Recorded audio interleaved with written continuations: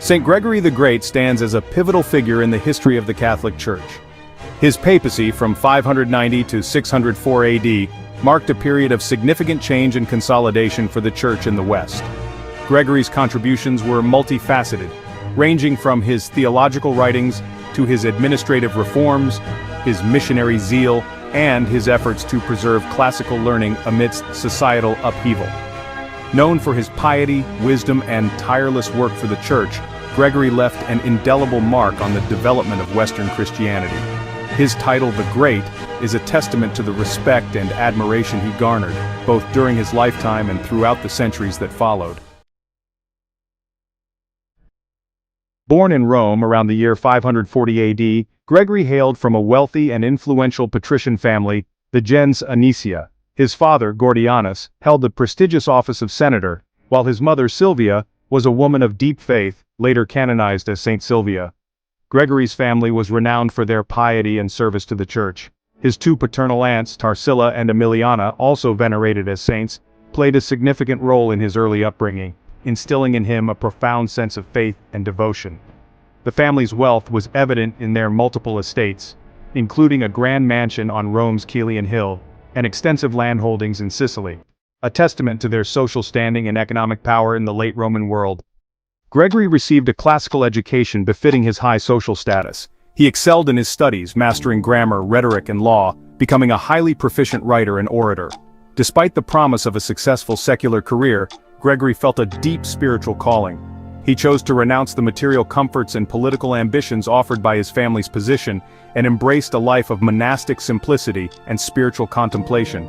Around the year 575, he converted his family's palatial home on the Caelian Hill into a Benedictine monastery, dedicating it to Saint Andrew the Apostle.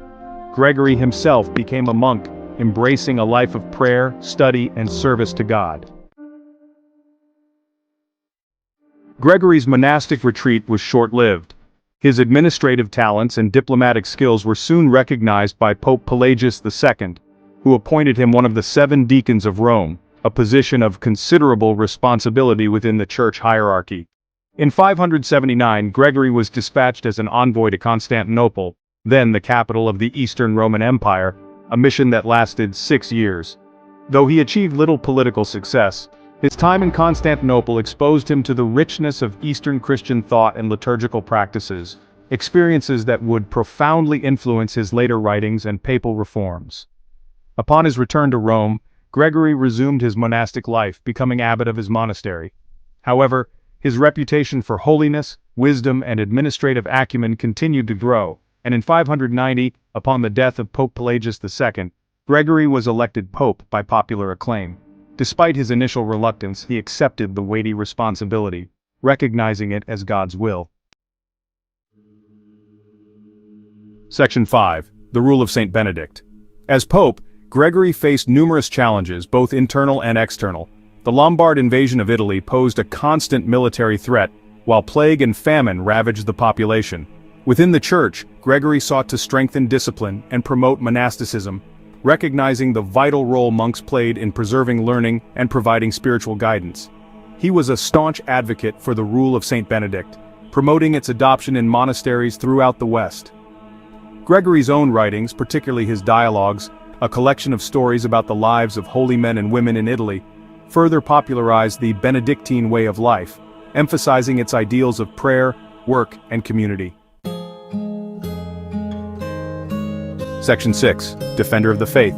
Beyond his pastoral duties, Gregory was a prolific writer and theologian.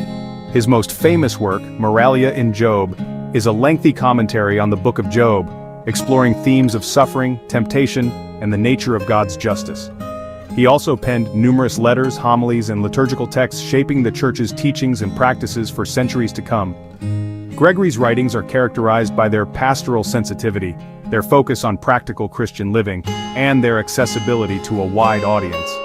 He sought to make complex theological concepts understandable to ordinary people, emphasizing the importance of personal piety and the pursuit of holiness in everyday life. His emphasis on penance and purgatory, concepts that became central to medieval Catholic piety, can be traced back to his writings. Section 7. Enduring Legacy. Gregory's papacy was a time of significant missionary activity, particularly in England. He is credited with sending St. Augustine of Canterbury and a group of monks to evangelize the Anglo-Saxon kingdoms, a mission that would have a profound and lasting impact on the religious landscape of England and, by extension, on the development of Western Christianity. Gregory's vision extended beyond the traditional boundaries of the Roman Empire, demonstrating his understanding of the universality of the Church's mission. He saw the conversion of pagan peoples as essential to the fulfillment of Christ's command to make disciples of all nations. His support for missionary endeavors laid the groundwork for the spread of Christianity throughout Northern Europe in the centuries that followed. Section 8. The Legacy of Gregory the Great. Saint Gregory the Great died in Rome on March 12, 604 AD. He left behind a legacy of extraordinary achievement, his papacy marking a pivotal period in the history of the Catholic Church. His administrative reforms strengthened the Church's structure, his writings profoundly influenced Western Christian thought, and his missionary zeal expanded the reach of the gospel. Gregory is recognized as a Doctor of the Church, a title bestowed upon those whose writings have made a significant contribution to Catholic theology. He is the patron saint of singers, musicians, teachers, and students, reflecting his multifaceted contributions to the Church and society. His feast day is celebrated annually on September 3rd, a testament to his enduring legacy as one of the most influential figures in Christian history. Thanks for watching, and please subscribe to Catholic News World's channel. God bless.